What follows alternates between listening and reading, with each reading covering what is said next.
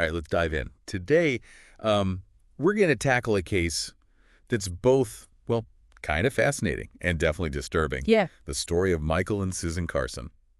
The so-called. Yeah, the San Francisco witch killers. Yeah. You've given me a ton of material here. Oh, yeah. And I'm hoping we can kind of figure out what led this couple, this seemingly ordinary couple, down such a dark path. Yeah, it really is a case that makes you stop and think about, like, how someone's worldview can become so distorted. I mean, we've got, like, their personal writings, court transcripts, even a pretty chilling manifesto. A manifesto advocating for the assassination of President Reagan. Yeah. That's wild, right? Yeah. But let's back up a bit here. Before they became, infamous, Michael and Susan were just, well, James Clifford Carson and Susan Barnes. Right. So, like, what's with the name changes? That's a great place to start, actually. I mean, it seems like those name changes to Michael Bear and Susan Bear weren't just like, random whimsical choices or something. It's more like they were signaling a very deliberate shift in identity, aligning themselves with a specific counterculture movement. And we can, like, see that shift reflected in Michael's early life, too, right? Oh, absolutely. With his increasing involvement with drugs and mysticism and all that. Yeah, and it even got to the point where his first wife was actually, like, scared for her safety. Really? Yeah, she went into hiding with their daughter. Wow. Yeah, that's a crucial detail to remember. It demonstrates that Michael's behavior was already escalating long before any of the murders even started. This wasn't just a sudden snap, There's a clear pattern of growing instability here. And then, like, Susan enters the picture. Right. She also dives headfirst into this whole counterculture scene, adopts the name Susan Bear, and meets Michael. And their shared beliefs, which, at first glance just seemed like a kind of harmless fascination with mysticism or whatever, become, well, a lot more sinister when you think about all the crimes that followed. Yeah, their shared worldview, which is so heavily influenced by, drug use and apocalyptic prophecies, seems to have, like, morphed into a really dangerous ideology, an ideology that ultimately justified their actions, I guess. It's a stark reminder of how belief systems, when taken to extremes, can have truly devastating consequences. And their first victim, Karen Barnes, was actually their roommate in San Francisco. Yeah. She was brutally stabbed Yeah. like 13 times, and her skull was crushed. It's horrific, and made even more chilling by the fact that they lived with her. What's really striking to me is their justification for the murder. Yeah. Susan actually claimed that Karen was a witch. Yeah, this wasn't just some, random act of violence. This was premeditated and totally rooted in their twisted ideology. Okay, so they kill their roommate, and then they flee San Francisco and end up at a marijuana farm in Alder Point, California. You'd think going off the grid like that might, calm things down a bit. Right. But instead, it seems like their extremist views just intensified. Isolation can often exacerbate existing beliefs and anxieties, right? In the Carsons' case, their paranoia seems to have just grown and grown, fueled by their, belief in an impending apocalypse. They literally saw themselves as warriors in a cosmic battle, and that delusion had some pretty deadly consequences. Which brings us to their second victim. Yeah. Clark Stevens, another worker on the farm. Right. They got into some kind of dispute, and Michael ended up shooting and killing him. And then they tried to, like, cover up the crime. Really? Yeah, by burning and burying Stevens's body. It's a pretty desperate act that reveals a lot about their state of mind at that point, I think. Yeah, definitely. They were becoming increasingly detached from reality, driven by their own distorted perceptions. And their attempt at a cover-up failed, obviously. Yeah. Stevens' remains were discovered, and the Carsons were on the run again. But before they disappeared, something else came to light, right? Their manifesto. Yeah, this document, it's a crucial piece of the puzzle.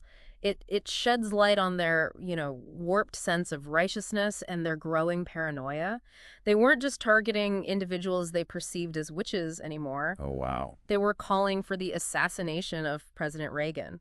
This indicates a pretty significant shift in their ideology, a broadening of their perceived enemies. It's chilling to think they went from killing someone they knew to advocating for the assassination of the president. Yeah. So what happened next? Did they, like, try to put their plan into action? They did, in a way. They actually had a run-in with the police in Los Angeles. Michael even had, like, a brief encounter with an officer, but Due to a police error, he managed to escape. It's crazy. It's a twist of fate that allowed their spree to continue. So they were on the run, armed with this extremist ideology, and now they had evaded capture. This is where their path crosses with John Charles Hellier. Right. Hellier offered them a ride while they were hitchhiking. He was heading to Santa Rosa, and tragically, he had no idea who he was letting into his car. And that encounter turned deadly, huh? What happened inside that car? It's a really chaotic scene, even by, the Carson standards.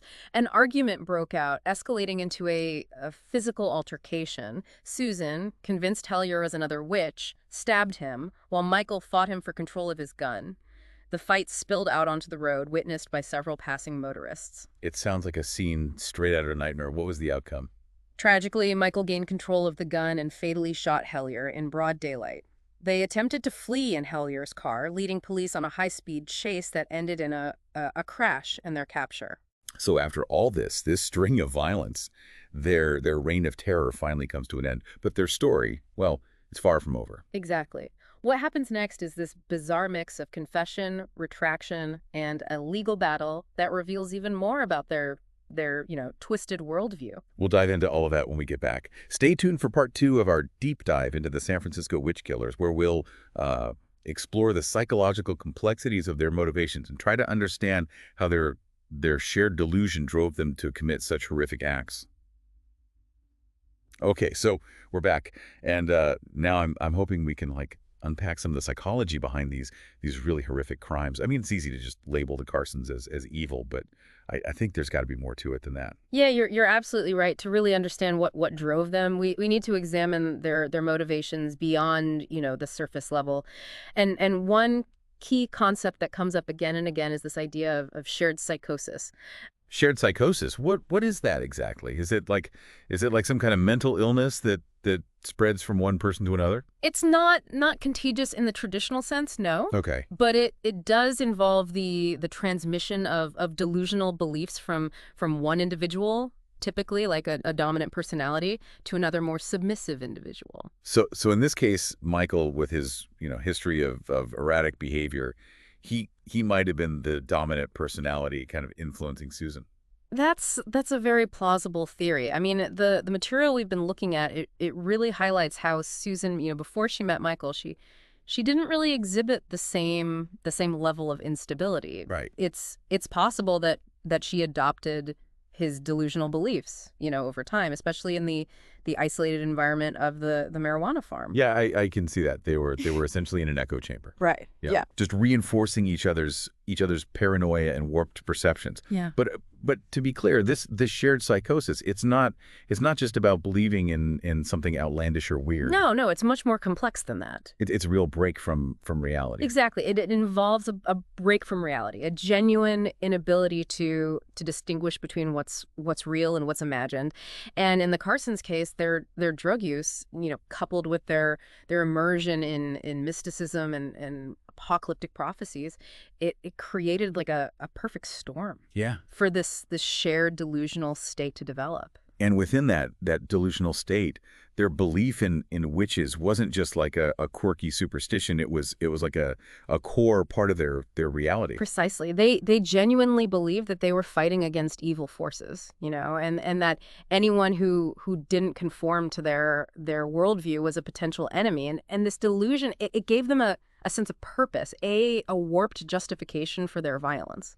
It's terrifying to think that their sense of righteousness, their conviction that they were doing the right thing, stemmed from this shared delusion. It really does highlight the power of belief systems, even when those beliefs are based on delusion. The Carsons, they saw themselves as warriors, as saviors, and that belief, it fueled their actions. We've been focusing on the psychological factors here, but we also have to consider the social context too, right? Mm. This was the era of the counterculture movement, a time of rebellion and experimentation. Right. Could that have played a role in their descent into extremism? Absolutely. The counterculture movement, while advocating for peace and love, it also had its dark undercurrents. There was a fascination with alternative spirituality, with mind-altering substances, and with challenging societal norms. And for some, this exploration led to, self-discovery and enlightenment. But for others, like the Carsons, it opened the door to a very dangerous world of paranoia and extremism. So in a way, the counterculture kind of provided a fertile ground for their beliefs to take root and grow. In a way, yes. Their ideas about witchcraft and spiritual warfare might have been, dismissed as fringe beliefs in a more traditional setting.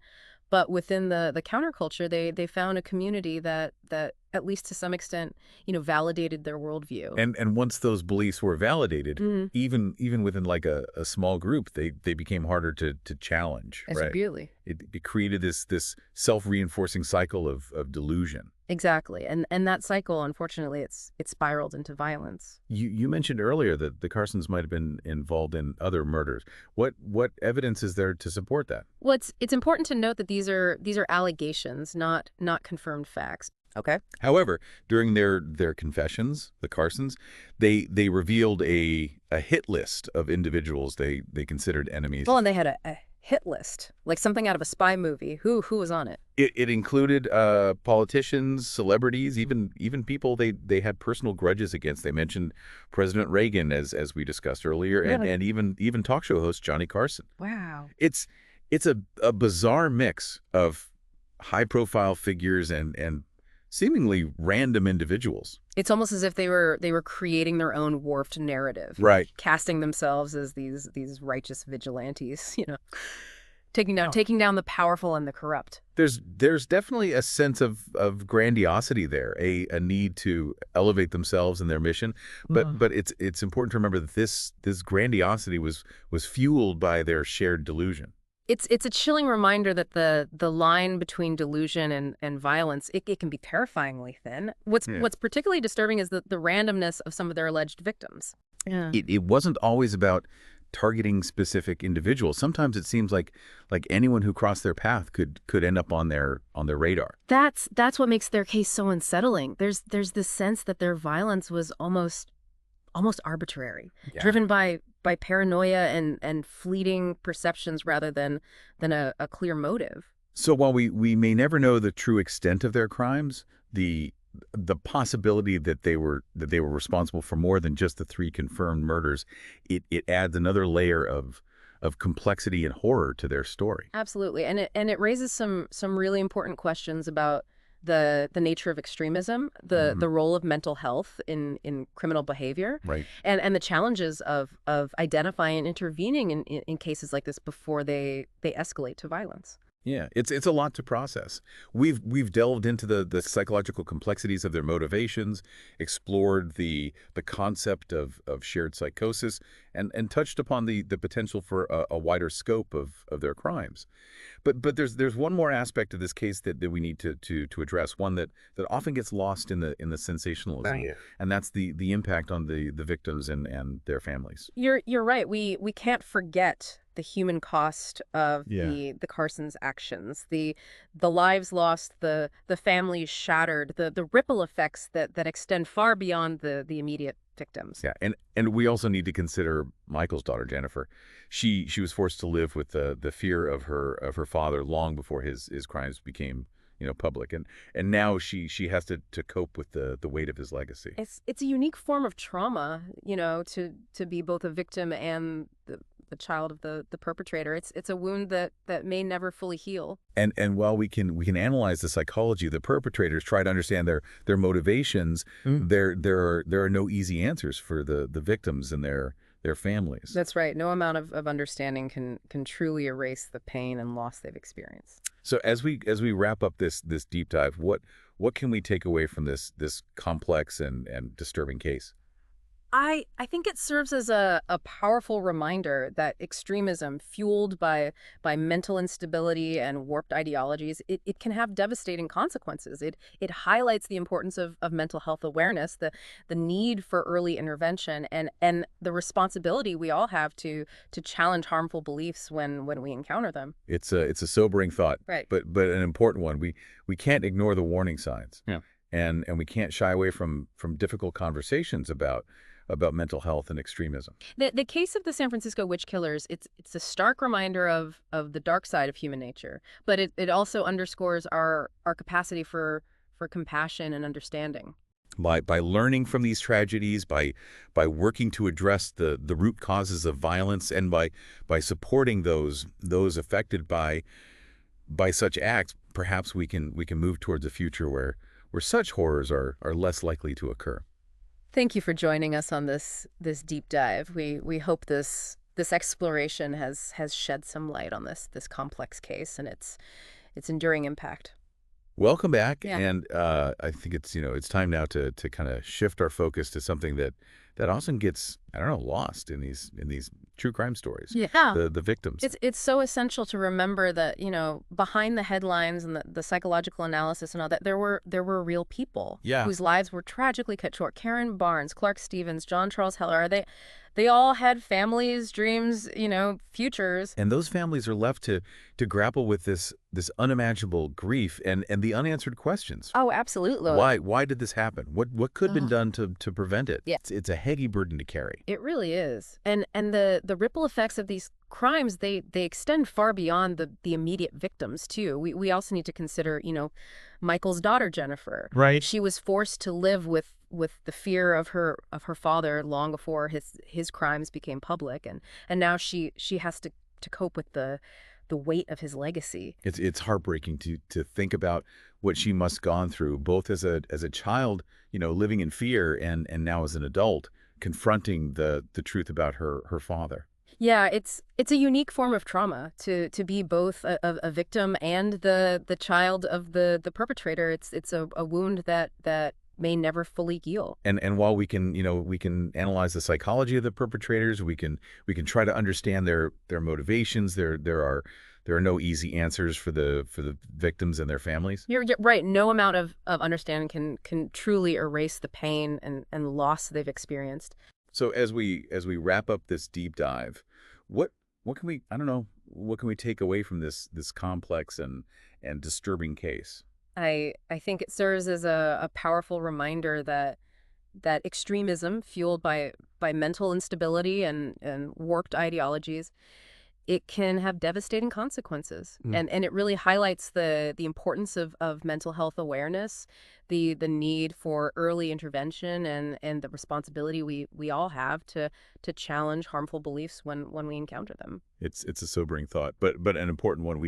We can't ignore the warning signs, and we can't shy away from difficult conversations about mental health and But extremism. to me, the case of the San Francisco witch killers, it's a stark reminder of the dark side of human nature, but it also underscores our capacity for compassion and understanding. And by learning from these tragedies, by working to address the root causes of violence, and by supporting those affected by such acts, maybe we can move towards a future where such horrors are less likely to occur. Well, thank you for joining us on this deep dive. We hope this exploration has shed some light on this complex case and its enduring impact. Yeah, this was a tough one. It really was. I learned a lot, though. Yeah. I really appreciate it. Well, good. I'm glad, and I hope our listeners learned something too. It's important to remember that these cases, they're not just stories. They're real people's lives, Yeah. and we need to treat them with the respect and the gravity they deserve.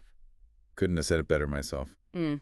All right, well, until next time, stay safe out there, everyone.